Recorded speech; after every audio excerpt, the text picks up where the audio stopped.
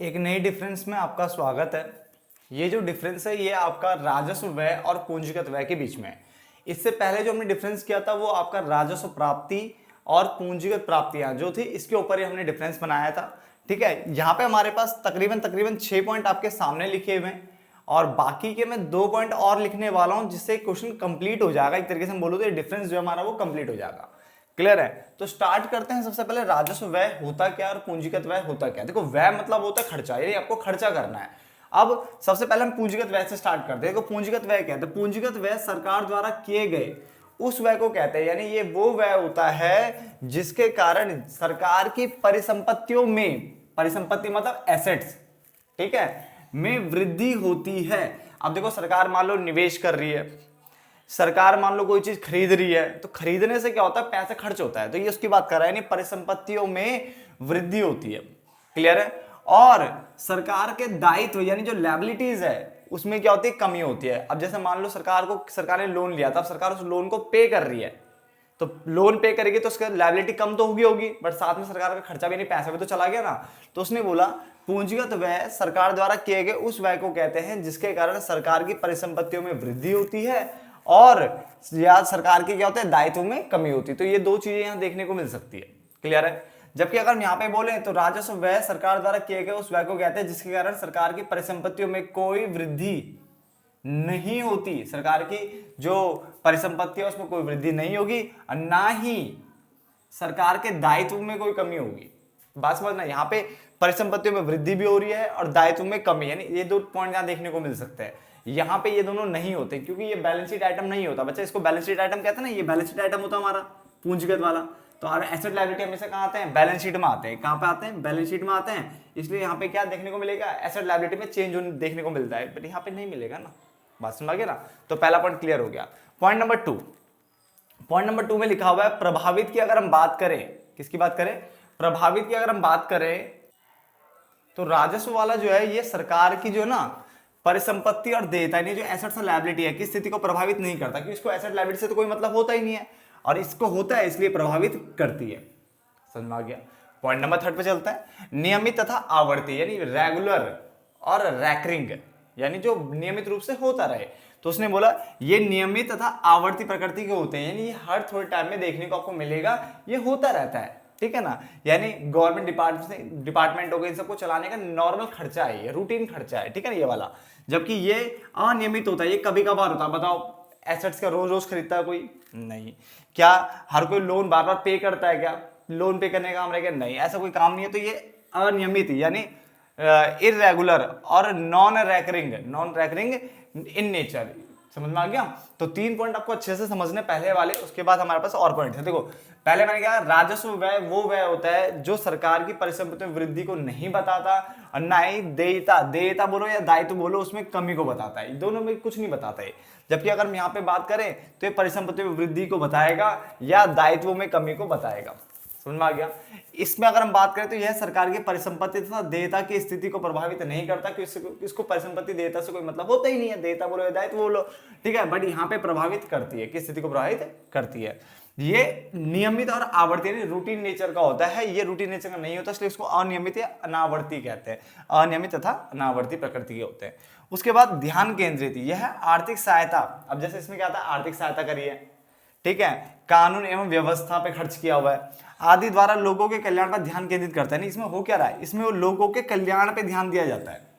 तो यह आर्थिक सहायता प्रदान करके दान उपदान जो भी आर्थिक सहायता दे रही है उसके द्वारा तथा कानून एवं व्यवस्था आदि, सब्सिडी हो गया, सब्सिडी दे करके या फिर कानून एवं व्यवस्था आदि के द्वारा लोगों के कल्याण पर ध्यान केंद्रित करता है। जबकि ये सार्वजनिक निवेश द्वारा जीडीपी समृद्धि पर, यानी जीडीपी की जो गति है उसको बढ़ाने पर, जीडीपी को बढ़ाने पर जो है ध्यान केंद्रित करता है। तो इसका ध्यान कहाँ है? इसका ध्यान है लोगों के कल्याण पे। इसका ध्यान किस चीज के लिए? जीडीपी समृद्धि पर। अगर हम योगदान की बात करें तो ये प्रत्यक्ष रूप से जीडीपी समृद्धि में योगदान नहीं देता, यानी जीडीपी को बढ़ाने में प्रत्यक्ष रूप से योगदान नहीं देता है। ठीक है, जबकि अगर हम बात करें ये प्रत्यक्ष योगदान देता है, जीडीपी समृद्धि में प्रत्यक्ष योगदान करता है। ये पॉइंट समझ में आ गया? अगर हम अवधि की बात करें तो ये लघु अवधि के होते हैं और ये दीर्घकालिक होते हैं। दीर्घकालिक मतलब समझ रहे हो? यानी जो लंबे टाइम के, लॉन्ग टर्म के लिए होते हैं। किसके लिए होते हैं? लॉन्ग टर्म के लिए होते हैं। तो मैं इसको मिटाने वाला हूँ, 2 पॉइंट और लिखने वाला हूँ जिसमें एक एग्जांपल होने वाला है, ठीक है। तो उसको मिटाने से पहले एक बार फटाफट से रिकैप कर लेते हैं ताकि आपको यहीं पे याद हो जाए बोलना क्या है। ये सरकार द्वारा किया गया वो व्यय होता है जिसके कारण सरकार की परिसंपत्ति में वृद्धि नहीं होती, ना ही सरकार की दायित्व में कमी होती है। इससे सरकार की परिसंपत्ति में वृद्धि होती है या सरकार के जो दायित्व है वो कम होगा, तो परिसंपत्ति में वृद्धि और दायित्व में कमी यहाँ पे देखने को मिलती है। इसकी अगर हम बात करें तो यह सरकार की परिसंपत्ति तथा देता है, एसेट्स और लायबिलिटी की स्थिति को प्रभावित नहीं करता है, जबकि ये करता है। उसके बाद ये नियमित व्यय होता है, आवर्ती प्रकृति का होता है, ठीक है ना। ये अनियमित होता है तथा अनावर्ती प्रकृति के होते हैं।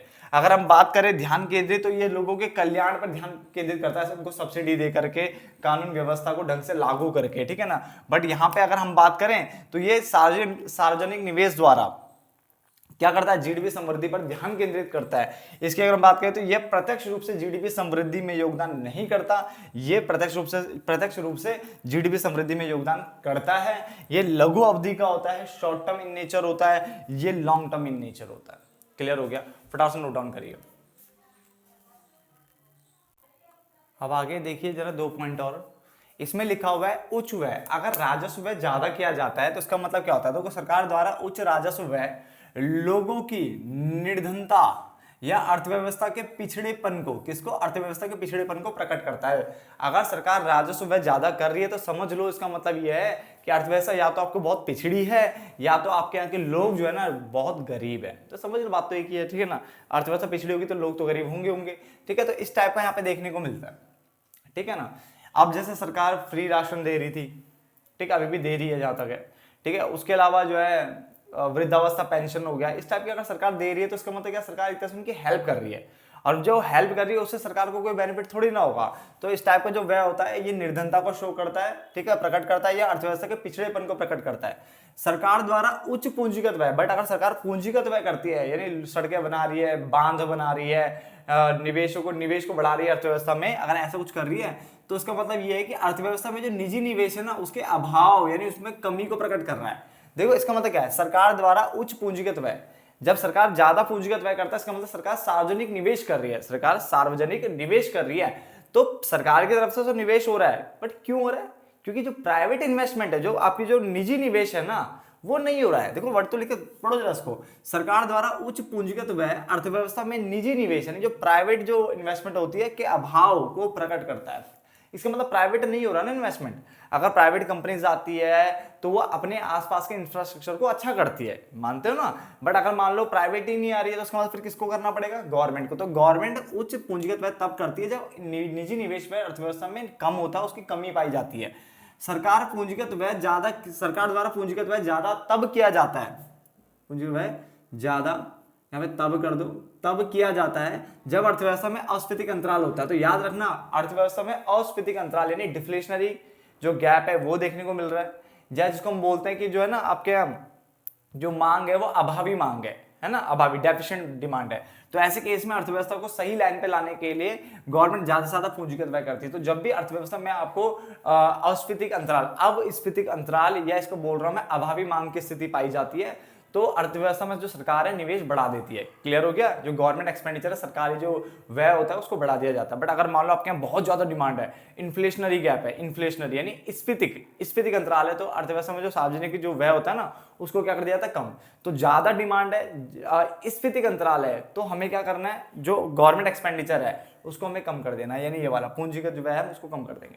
बट अर्थव्यवस्था में क्या है, पैसा बहुत कम है, अब स्फीतिक अंतराल है तो उसको क्या कर दिया जाता है, बढ़ा दिया जाता है पूंजीगत व्यय को। तो जब अर्थव्यवस्था में पैसा क्या होता है, कम होता है, यानी अस्फीतिक अंतराल होता है, तो उस केस में पूंजीगत व्यय ज्यादा किया जाता है। समझ में आ गया। एग्जाम्पल देख लेते हैं, उदाहरण में आर्थिक सहायता, सब्सिडी हो गया, वृद्धावस्था पेंशन हो गया, कानून तथा व्यवस्था पर व्यय इसके अंदर आता है। समझ में आ गया। जबकि यहाँ पे सड़कों के निर्माण पर व्यय, बांधों के निर्माण पर व्यय, जिसमें बोलो सार्वजनिक निवेश बोल लो, ठीक है, या ऋण का भुगतान करने से तो पैसा जाता है ना, तो ये यहाँ पे आता है।